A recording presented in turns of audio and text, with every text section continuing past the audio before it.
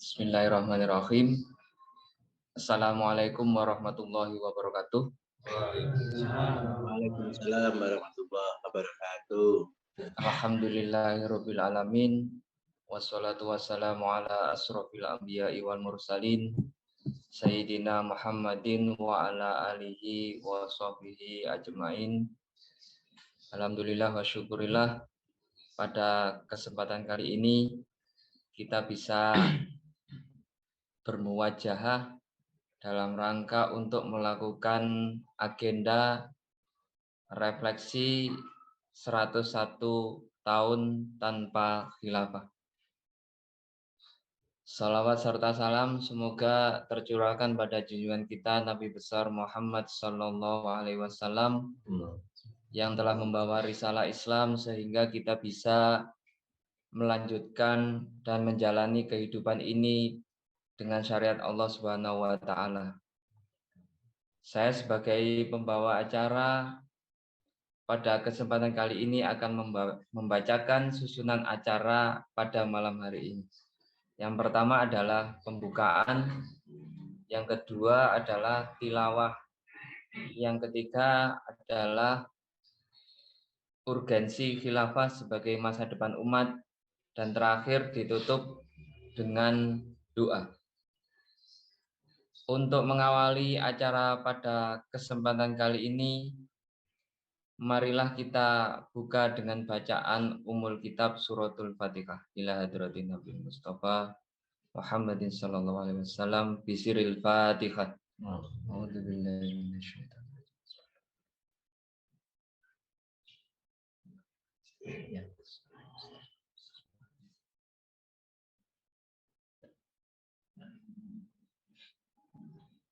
Alhamdulillah. Selanjutnya acara yang kedua adalah tilawah yang akan disampaikan oleh Ustadz Abdul. Kepadanya kami persilahkan.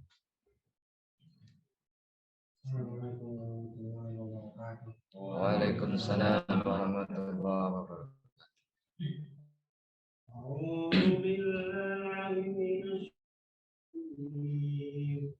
Bismillahirrahmanirrahim. وكيف تكفرون وأنتم تتلى عليكم آيات الله وفيكم رسوله ومن يعتصم بالله فقد هدي إلى صراط مستقيم يا أيها الذين آمنوا اتقوا الله حق تقاته ولا تموتن إلا وأنتم مسلمون واعتصموا بحبل الله جميعا ولا تفرقوا واذكروا نعمة الله عليكم إذ كنتم أعداء فألف بين قلوبكم فأصبحتم بنعمته إخوانا وكنتم على شفا حفرة من النار فأنقذكم منها كذلك يبين الله لكم آياته لعلكم تهتدون ولتكن منكم أمة يدعون إلى الخير ويأمرون بالمعروف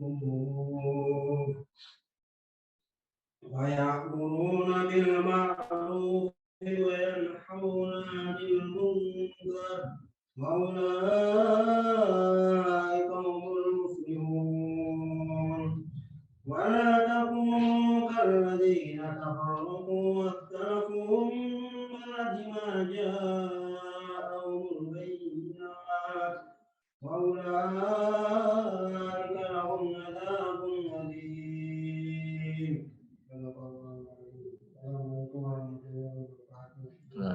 Waalaikumsalam warahmatullahi wabarakatuh. Jazakumullah Semoga lantunan yang disampaikan oleh Ustadz Abdul bisa mengingatkan kepada kita pentingnya Al-Quran sebagai petunjuk bagi sekalian manusia dan khususnya bagi umat Islam. Selanjutnya, acara berikutnya adalah materi yang akan disampaikan oleh Ustadz Mizan yang mengambil tema urgensi khilafah sebagai masa depan umat. Kepada beliau kami persilakan.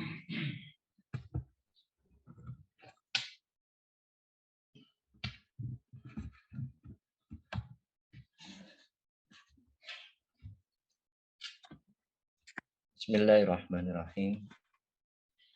Assalamualaikum warahmatullahi wabarakatuh.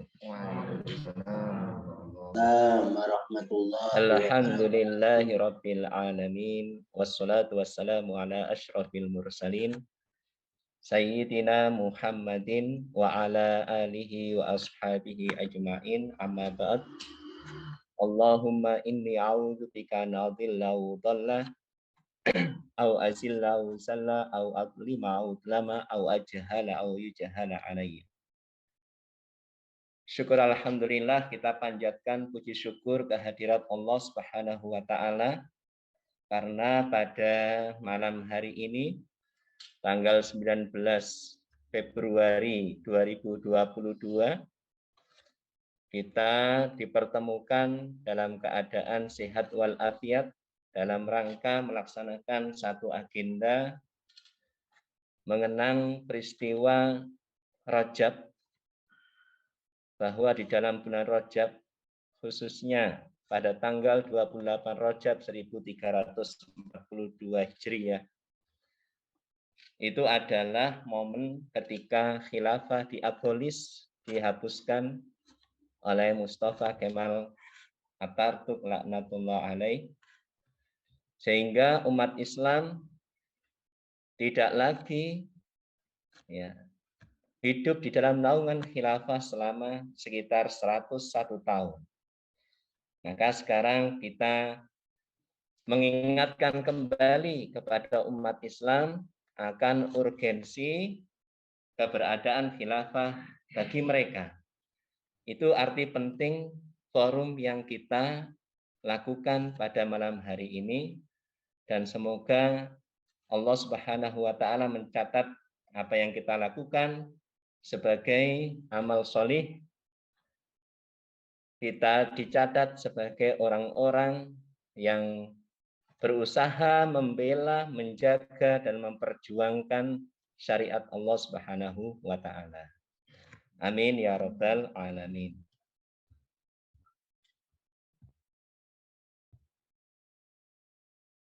Ya, pertama kita akan mengulas mengenai takrif khilafah.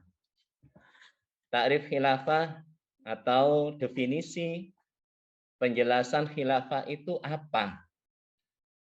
Al-khilafatu hiya ri'asatun amatun lil muslimin jami'an fid dunya. Jadi al-khilafah itu adalah ri'asatun amatun lil muslimin. Kepemimpinan umum bagi kaum muslimin jami'an fid dunya, untuk keseluruhannya, keseluruhan kaum muslimin di dunia. Liqamati ahkam syar'il islami, dalam rangka untuk menerapkan hukum-hukum syariat Islam, wa hamlid da'watil islamiyyati ilal alam, dan mengemban dakwah Islam ke seluruh dunia. Ini definisi al-khilafah. Jadi kita punya kepemimpinan tunggal bagi seluruh kaum muslimin di dunia ini. Wahya ainuha al-imamatu. Al-khilafah itu disebut juga dengan al-imamah. Fa'innal khilafata fil istilahil islami ta'ni al-qiyadatul islamiyatu au al-imamatu faqat. Karena sesungguhnya al-khilafah di dalam istilah Islam, di dalam istilah fikih Islam, itu menunjukkan al-qiyadah al-islamiyah, kepemimpinan Islam, atau yang disebut dengan imamah. Nah, jadi kalau kita merujuk kepada teks-teks fikih, maka khilafah itu banyak disebut sebagai al-imamah atau al-imarah atau al-qiyadah al-islamiyah. Itu yang dimaksud adalah al-khilafah. Karena Al-Imam An-Nawawi Asy-Syafi'i itu kemudian mengatakan istilah khilafah, imamah, imaratul Islam itu adalah mutaradifah, sinonim, menunjuk satu makna yang sama, yaitu ri'asatun amatun lil muslimin fid dunya jami'an, yaitu kepemimpinan umum bagi kaum muslimin. Nah, ini bagian yang pertama tentang definisi atau penjelasan pengertian dari khilafah. Selanjutnya dalil tentang khilafah. Di sini kami saya mencantumkan satu aja, walaupun masih banyak dari hadis-hadis juga, yaitu Al-Maidah ayat 49. Allah Subhanahu wa taala menyatakan wa anihkum bainahum bima anzalallah. Dan hukumilah di antara mereka dengan apa-apa yang diturunkan Allah. Wala tattabi ahwa'ahum wahdharhum ayyaftinuka am ba'di ma anzalallahu ilaik. Dan berpalinglah dari mereka karena mereka itu akan bisa memalingkanmu dari sebagian yang diturunkan Allah kepadamu. Nah, ini khitabul Rasul, khitabul ummatihi. Jadi seruan kepada Rasulullah.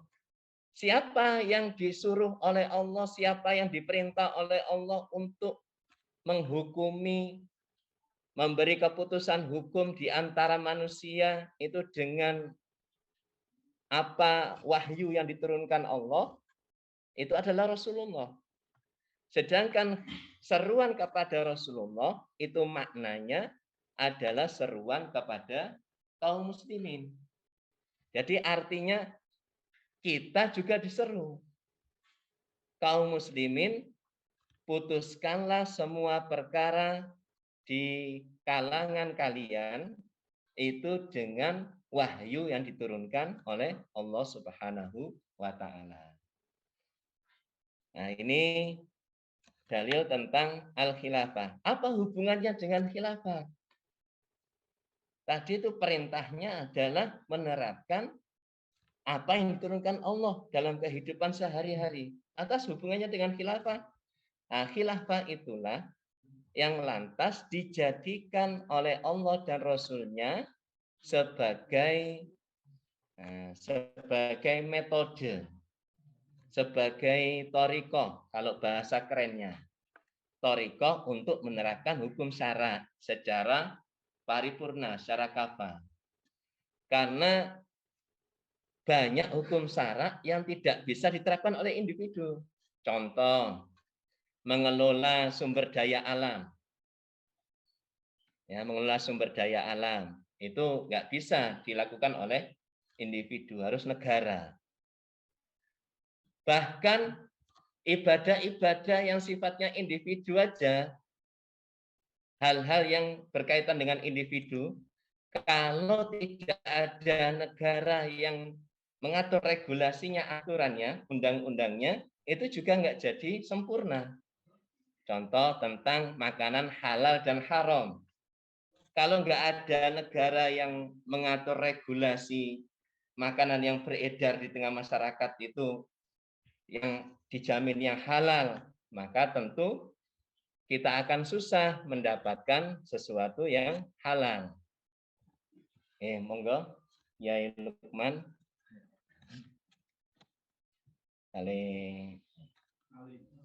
Pak Ali Sadikin.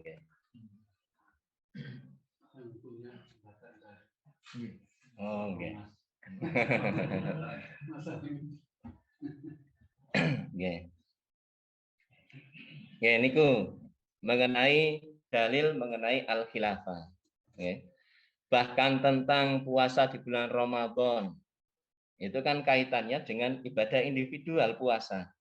Akan tetapi kalau tidak ada regulasi negara yang mengatur bulan Ramadan itu tentang awal sama akhir mengakhiri bulan Ramadan tanpa campur tangan negara, itu juga tidak akan bisa dilakukan. Apakah masing-masing individu terus menentukan awal dan akhir Ramadan? Nah, ini kaitannya dengan ibadah individu aja perlu ada campur tangan negara, apalagi kehidupan yang sifatnya komunal, bermasyarakat, berbangsa maupun bernegara. Nah, kemudian di sini bukan masalah ini ya. Makalah ulama tentang wajibnya al-khilafah. Jadi Imam Alauddin Al-Kasani, nah ini kutipannya, wali anna nasbal imamil a'dhami fardun bila khilafin baina ahlil haqq. Karena sesungguhnya mengangkat Imam Al-A'dham, pemimpin yang agung, imam yang agung. Jadi imamah bisa kemudian disebut juga Al-Imam Al-A'dham, menunjuk pada khilafah.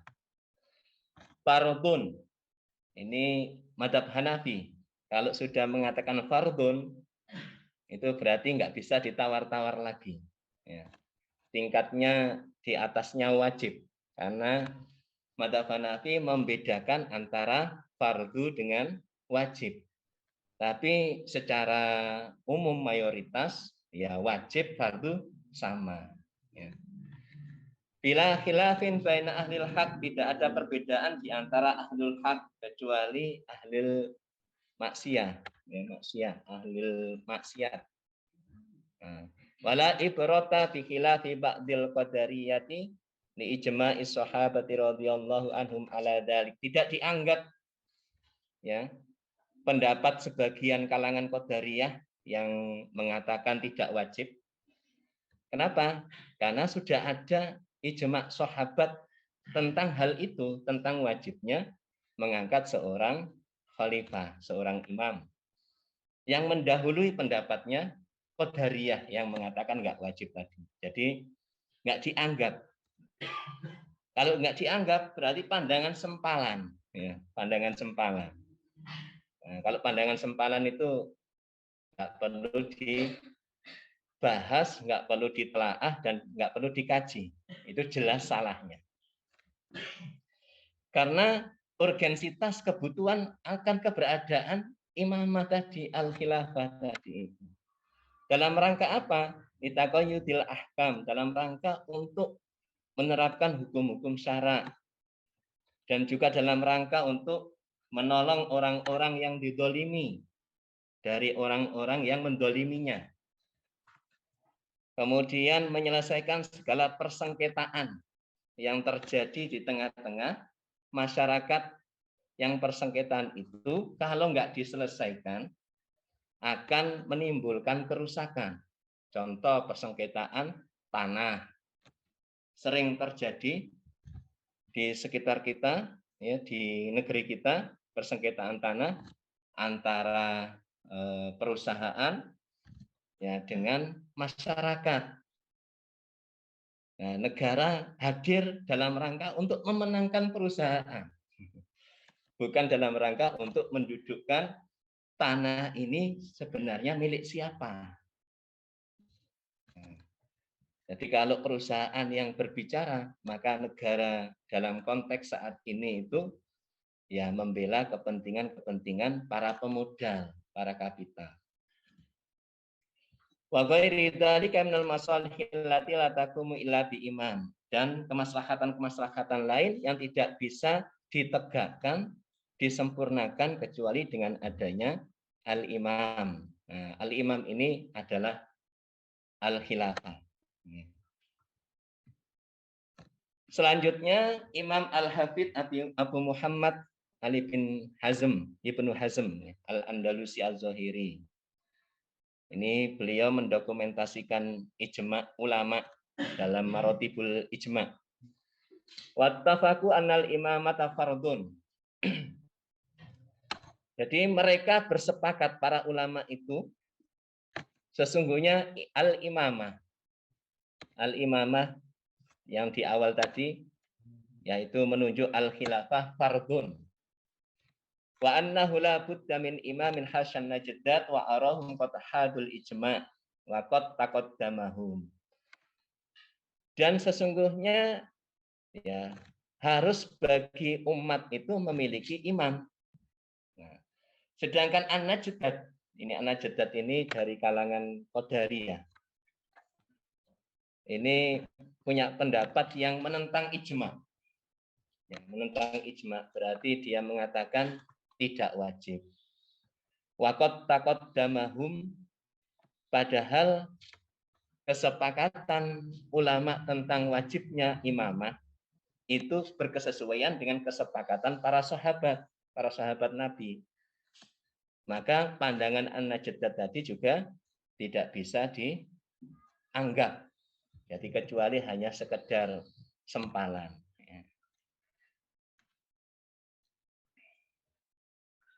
Oke, kita percepat aja ya.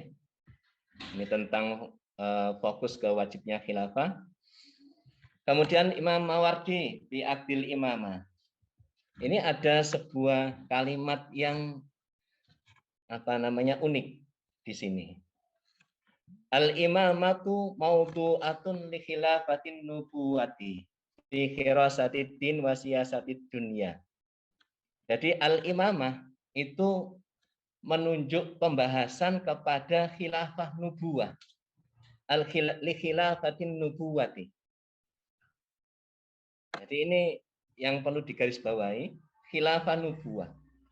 Khilafah di atas manhaj kenabian. Dalam rangka apa? Menjaga agama dan mengatur urusan dunia.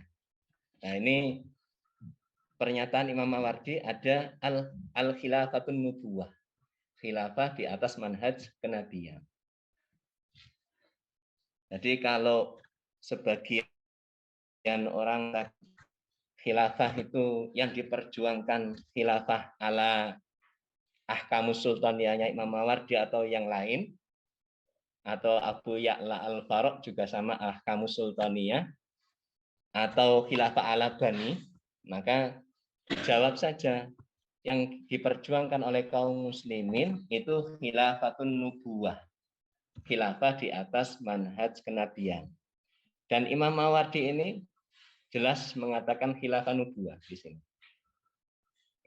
Walaupun beliau di dalam kitabnya itu menceritakan khilafah yang establis saat itu, khilafah Abbasiyah. Walaupun tidak bisa memotret secara utuh berlangsungnya khilafah Abbasiyah dalam rentang kehidupannya. Jadi belum bisa secara utuh, itu masih sebagian. Kita bisa bayangkan sebuah tata kehidupan yang luar biasa yang berlangsung beberapa ratus tahun, itu lantas bisa dituliskan di dalam sebuah buku secara utuh, itu sangat mustahil itu terjadi, karena kehidupan manusia umurnya jelas terbatas. Jadi tata kehidupan khilafah tadi itu di masa kehidupan beliau yang panjang tadi, umurnya 60-70 tahun sudah dipanggil oleh Allah, berarti tidak bisa memotret secara utuh. Nah, tapi ini ada yang bisa kita pegang dari pernyataan beliau, bahwa klaim Imam Mawardi itu diklaim sebagai khilafah Bani yang disampaikan konsepnya di dalam kitabnya itu, di sini ada khilafah nubuwah. Ya. Ini di bab pertama di kitabnya itu. Nah, ini beberapa, ya, tidak bisa dicantumkan semua pandangan para ulama tentang kewajiban menegakkan al-khilafah. hukumnya fardu kifayah sebagaimana jihad, itu yang disampaikan oleh Imam Mawardi, juga sebagaimana menuntut ilmu. Ya, tolabul ilmi. Walaupun tolabul ilmi dikatakan oleh Rasulullah, tolabul ilmi fardhun ala kulli muslimin. Ya. Nah, ilmu yang bagaimana yang fardhu ala kulli muslimin? Apakah semua ilmu syariat itu fardhun ala kulli muslimin atas setiap muslim? Tidak. Ya. Tentang ilmu tentang pengaturan ekonomi, apakah semua muslim secara individual itu harus menguasai itu? Tidak. Tetapi kalau ilmu syariat tentang keyakinan, akidah, kemudian ibadah mahdhah, sholat 5 waktu, puasa Ramadan, nah, itu kemudian mana yang halal, mana yang haram, makanan halal, makanan haram, tata cara berpakaian yang syar'i, pergaulan yang syar'i, memang itu fardu ain. Tapi kalau hukum-hukum Islam tentang politik, tentang ekonomi, nah itu dikatakan sebagai fardu kifayah. Fardu kifayah. Karena ada satu ayat yang menjelaskan janganlah semuanya pergi berjihad. Falaula nafara min kulli firqatin minhum ta'ifatun yatafaqahu fiddin. Tapi ada sebagian orang yang kemudian mendalami agama bersama Rasulullah. Berarti itu menunjukkan jihad itu fardu kifayah. Dan sebagian orang yang tertinggal mendalami agama tentang misalnya usul fikih, ilmu tafsir. Ini sebagian orang mendalami itu. Ketika orang yang berjihad tadi pulang, maka orang yang mendalami agama itu bisa menyampaikan kepada kaum yang pulang tadi. Krisis karena tiadanya khilafah. Sekarang sejarah kaum muslimin ya tidak ada khilafah, tidak ada imamah, atau tidak ada al-imarah. Ini mutarodifah ya, sinonim. Jadi bukan imamah yang lantas dimaknai saenake pikirannya sendiri bahwa kekaisaran juga imamah. Yang penting kan ada pemimpin, kepemimpinan. Ada pemimpin. Kemudian presiden itu dikatakan imamah. Perdana menteri dikatakan imamah. Distempel dengan imamah. Padahal imamah, imarah, al-imamah, al-imamah al-a'dham itu menunjuk satu makna yang sama, yaitu al-khilafah di dalam konsep fikih Islam. Nah, krisis karena tiadanya khilafah di dalam bidang akidah. Berarti semua bidang ini krisis multidimensi. Nah, kita oncei satu persatu walaupun tidak semua. Di bidang akidah terjadi sinkretisme keyakinan. Ya, kita bisa lihat ya, sinkretisme keyakinan kemarin pas Kurban Semeru, nah, itu jadi viral pembuangan sajen di lereng Semeru atau di kaki Semeru. Itu ternyata yang melakukan itu, yang melakukan sajen, yang menaruh sajen itu kaum muslimin. Jadi di daerah Pronojiwo dan sekitarnya situ, itu memang mayoritasnya adalah umat Islam. Memang umat Islam di sana memang kurang ya dalam pemahaman akidah maupun pemahaman keislamannya. Nah, niku sinkretisme keyakinan terjadi. Itu yang diangkat ya, seolah-olah melecehkan budaya, menghina budaya. Nah, padahal gunung itu tempat umum. Ya, gunung itu tempat umum. Tidak bisa diklaim gunung A ini adalah tempat orang Hindu menaruh sesajen, orang Buddha menaruh sesajen, yang lain tidak boleh melakukan ritual apa-apa. Tidak bisa. Kaum muslimin juga nggak bisa mengklaim gunung ini milik umat Islam. Itu nggak bisa. Sehingga hanya umat Islam yang berhak untuk ibadah sholat di gunung, yang lain nggak boleh menaruh apa-apa di gunung. Karena tempat umum, tidak bisa diklaim seperti itu. Nah, pemurtatan yang masif pada tahun 2016, sebagaimana yang disampaikan Irjen Polisi Anton Tabah, itu jumlah kaum muslimin berkurang 2 juta, tinggal 73%, padahal tahun 1950 itu ada 90%. Nah, sekarang tahun 2021 kaum muslimin 85%.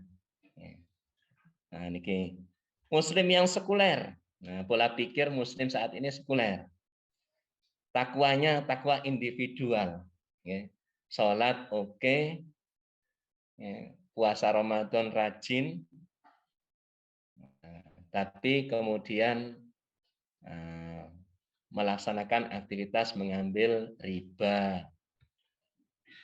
Nah, ini kan pola pikir sekuler. Standar kehidupan bukan lagi halal haram dan yang lainnya. Maka kalau dianggap persoalan kaum muslimin saat ini adalah persoalan akidah dan menyelesaikan di bidang akidah, maka yang selesai akidah saja. Nah, persoalan yang lain, kemiskinan, kemudian kenakalan remaja, kejahatan karena faktor pengangguran, kemiskinan, itu nggak terselesaikan. Berarti menyelesaikan akidah dan fokus di bidang akidah itu bukan akar persoalan kaum muslimin, sehingga bisa menyelesaikan semuanya. Di bidang ekonomi, kemiskinan meningkat pada kuartal keempat, jumlah orang miskin 27,4 juta jiwa. Kuartal keempat 2021. Utang negara terhitung sampai akhir 2021 itu 6.500 triliun rupiah. Sumber daya alam dikangkangi oleh swasta dan asing. Inflasi harga kebutuhan pokok masyarakat, contoh migor, minyak goreng, dan yang lainnya, diumumkan 14.500 atau 14.000, itu masyarakat cepat-cepatan, telat 1 jam aja sudah kehabisan. Ternyata setelah ditelisik memang ada yang borong. Yang borong berarti anggota masyarakat yang uangnya banyak. Uangnya banyak bisa borong. Bahkan di salah satu supermarket itu, di salah satu swalayan, itu ternyata minyak migor itu sudah diplastiki. Jadi di rak itu habis, sudah diplastiki, ditaruh di dekatnya kasir. Ternyata itu sudah dipesan orang, tinggal ngambil saja. Nah, ini. Kemarin lebih mendahulukan benua Amerika karena di sana musim dingin, maka migor di drop ke sana. Nah, ini hubungannya apa antara yang ngedrop migor dengan musim dingin di Amerika? Kok lebih peduli rakyat Amerika daripada rakyatnya sendiri? Emang musim dingin hanya di tahun 2021. Kan setiap tahun mesti ada musim dingin. Halo? Gimana? Pergantian bulan biasanya ada musim. Oh, pergantian bulan. Bidang politik pemerintahan, kaum muslimin terpecah belah dalam lebih 50 nation state, negara bangsa. Pembelahan rakyat ke dalam kadrun dan kampret. Ini hasil dari Pilpres tahun 2019, kadal gurun dan kampret. Kampret kan kelelawar itu. Nah, ini pembelahan. Kadrun itu kan sebutan pada zaman komunis kepada orang-orang yang Islami. Dalam pandangan mereka itu kadal gurun. termasuk sebutan haji, kenapa ada di kalangan kaum muslimin di Indonesia? Di luar Indonesia nggak ada sebutan haji, Haji Khairuddin itu nggak ada. Di Indonesia saja. Nah, itu. Politiknya Belanda saat itu yang habis dari mana ibadah haji ditandai dengan sebutan haji, biar gampang untuk memanggil, menangkap dan sebagainya. Akhirnya keterusan.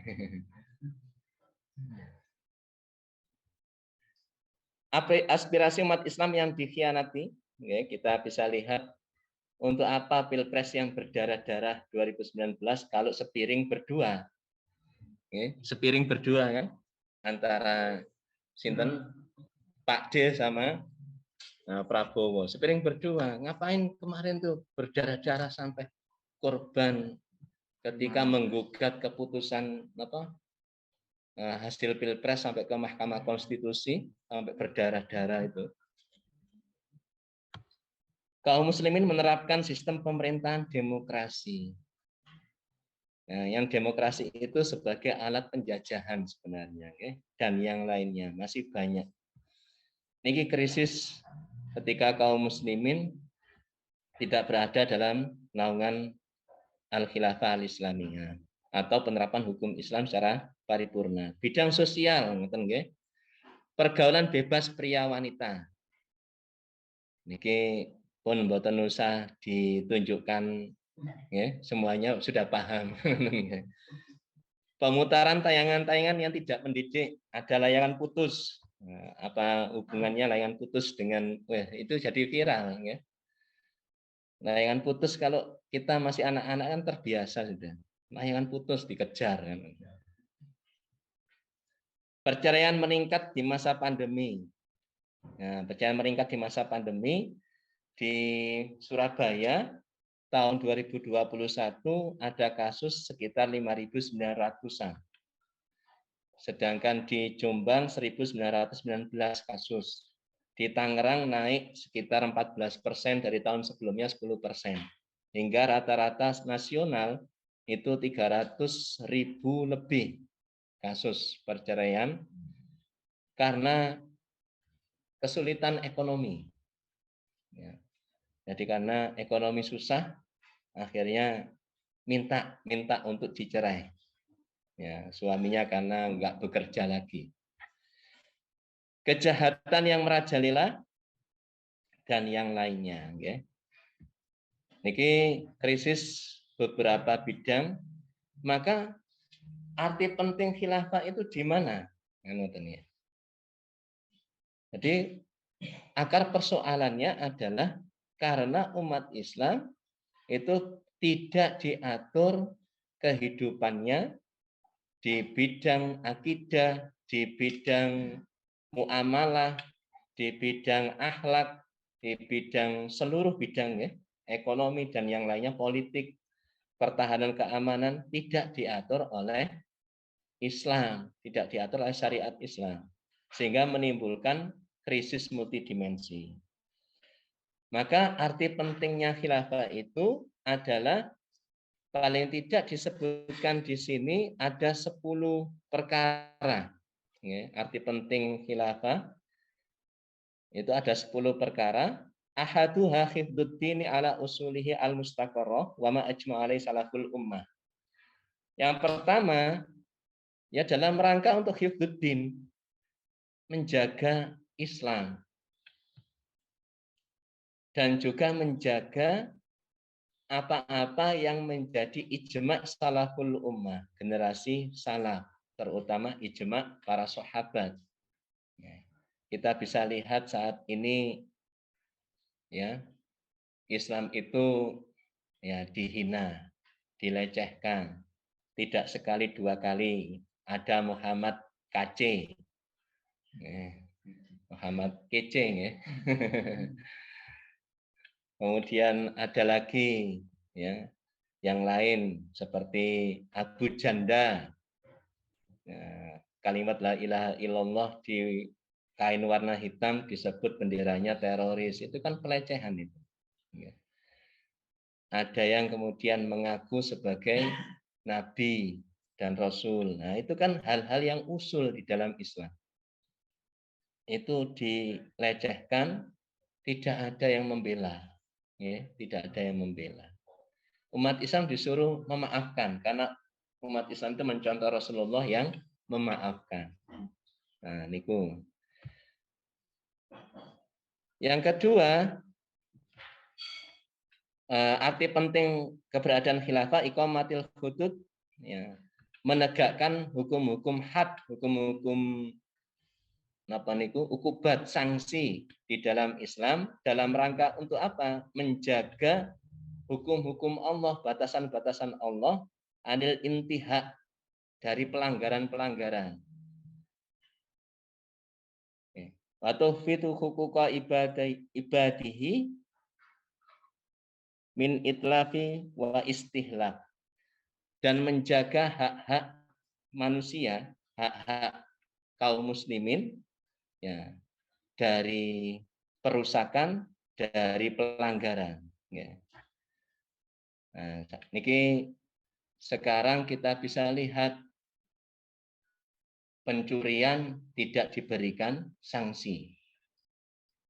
Sanksinya berdamai. Pencurian padahal itu sudah senilai untuk dipotong tangannya kalau dalam hukum Islam. Pembunuhan, jiwa tidak terjaga. Pembunuhan karena masalah sepele, ya. Misalnya dibully sedikit, langsung nyawa melayang. Ya, urusan rebutan apa namanya, nah, rebutan cewek itu menyebabkan dendam, nyawa melayang. Nah, niki. Apalagi murtad itu dianggap biasa, itu hak asasi manusia. Nah, ini arti penting khilafah itu mencegah itu semua. Poin yang ketiga, menerapkan hukum-hukum Islam di antara dua orang yang berselisih dan memberikan keputusan dalam persengketaan. Dengan begitu orang yang dolim tidak melampaui batas dan orang yang terdolimi tidak semakin menderita. Kasus Wadas itu juga termasuk masuk di sini. Persengketaan antara perusahaan oligarki pemilik modal dengan warga di Wadas yang saat itu dengan alasan mau membangun bendungan bener, nah, itu dengan cara bahan bakunya itu adalah batuan andesit, penambangan batuan andesit, itu dihalangi oleh warga karena warga nggak setuju adanya penambangan di daerahnya. Itu akan menimbulkan kerusakan lingkungan dan dampak yang besar. Hingga ketika mereka berdoa bersama, berzikir, hasbunallahu wa ni'mal wakil, ni'mal maula wa ni'man nasir, bareng-bareng, itu dipahami oleh Kapolres Purworejo sebagai pernyataan mengajak perang. Nah, luar biasa, zikir disebut ya, pernyataan mengajak perang. Makanya kemudian disikapi dengan menurunkan ya polisi yang membawa senjata lengkap. Nah, niku terjadi niki lagi-lagi hak-hak warga itu kemudian dikhianati oleh para penguasa dan itu direstui oleh gubernurnya. Ya. Dan ada yang menulis Ganjar Pranowo, bukan Ganjar Pranowo. Nah, itu. Jadi hubungan antara kasus penolakan penambangan di Wadas dengan pembangunan IKN itu adalah menunjukkan pentingnya umat itu lepas dari sistem demokrasi, ideologi kapitalisme yang mengagungkan materi. Dan pemilik materi itu kan para kapital, oligarki. Nah, niki cacatnya kepemimpinan dalam sistem demokrasi.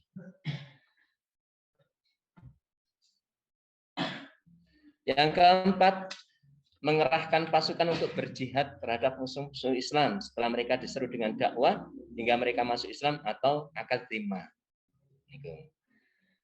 di Israel itu mestinya segera diselesaikan. Terus siapa itu? OPM juga segera diselesaikan. Itu jelas mengajak perang. Itu nggak dipersoalkan, malah dikatakan kita melakukan strategi baru, strategi defensif. Masih mending ya aparat yang jadi korban pembunuhan dari OPM. Sudah terkurangi jumlah rakyat sipil yang jadi korban. Itu pernyataan Mahfud MD. Nah, itu berarti ya ciutnya negara melawan OPM. Poin yang kelima, ini tambahan saja ya.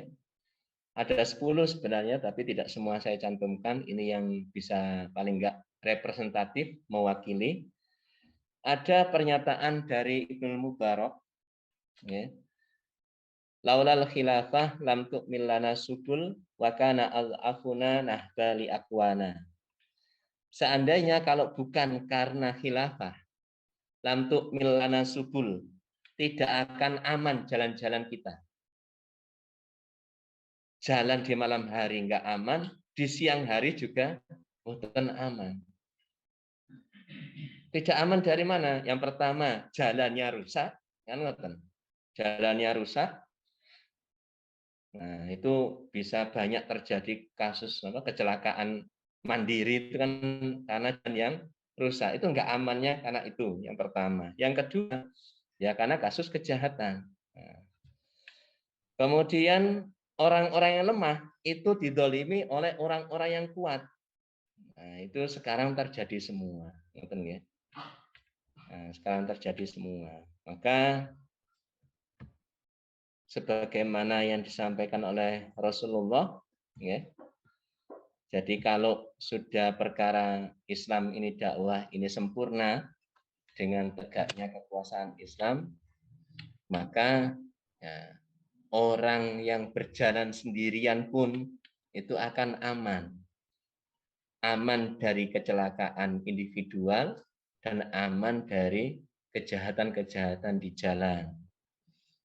Nah, termasuk akan menyelesaikan ya kedoliman orang-orang yang dolim, menolong orang-orang yang terdolim. Nah, itu yang bisa saya sampaikan.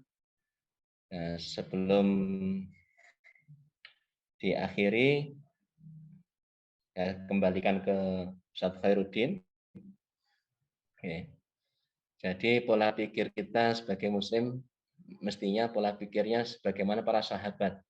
Mereka menerima dakwah Nabi terus masuk Islam, itu bukan untuk dirinya sendiri. Setelah itu mereka ikut rombongan Nabi untuk berjuang, kan? Semua sahabat seperti itu. Nah, yang bisa saya sampaikan kurang lebihnya, mohon maaf yang sebesarnya. Wassalamualaikum warahmatullahi wabarakatuh. Jazakumullah atas paparan yang disampaikan oleh Ustadz Mizan. Di sini saya tadi mencatat ya poin-poinnya. Yang pertama mulai dari ta'rif al-khilafah ya al-imamah atau imar. Kemudian dalil-dalilnya yang disampaikan oleh para ulama. Kemudian juga di dalam Al-Quran juga.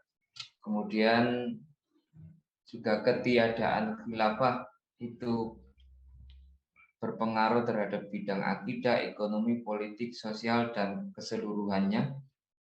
Dan juga terakhir disampaikan pentingnya khilafah, yaitu untuk menjaga Islam, menerapkan hukum, menyelesaikan sengketa, mengerahkan pasukan, dan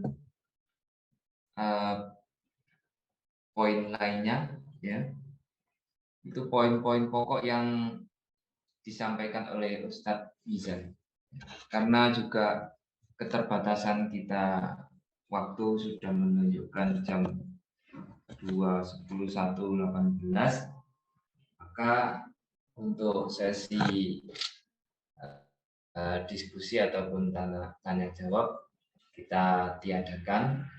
Selanjutnya untuk acara berikutnya adalah doa. Kami persilakan Ustadz Lukman untuk menyampaikan doa.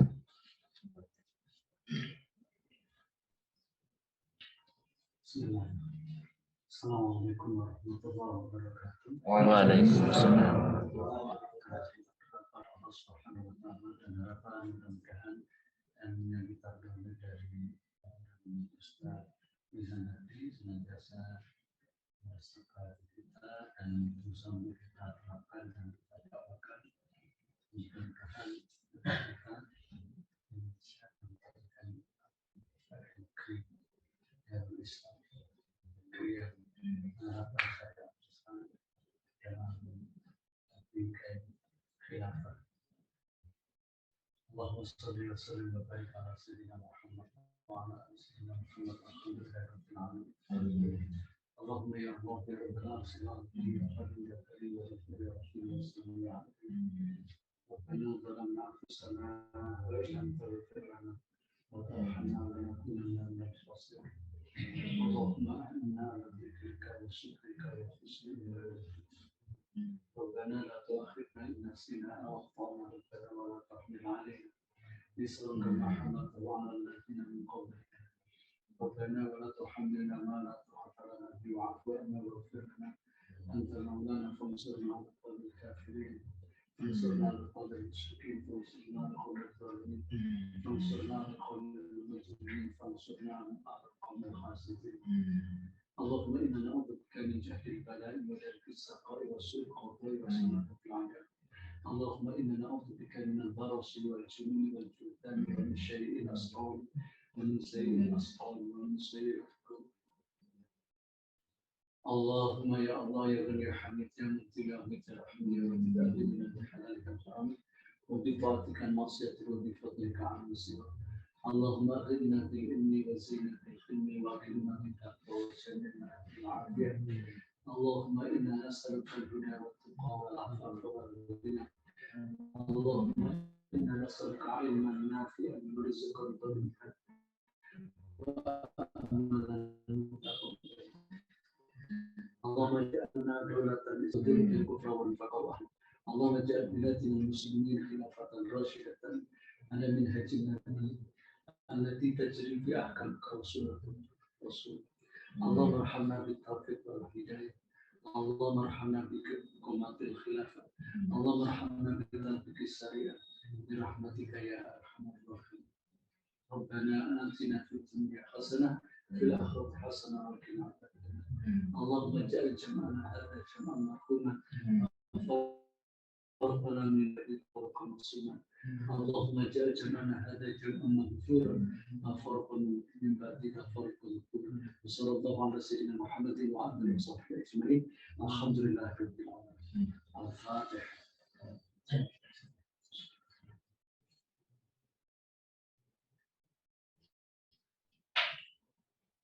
Demikian rangkaian acara pada malam hari ini, itu refleksi 101 tahun tanpa khilafah. Semoga tahun-tahun berikutnya menjadikan semangat dakwah kita lebih tinggi lagi dan pertolongan Allah datang dengan diterapkannya syariat Islam di dalam tahunan khilafah.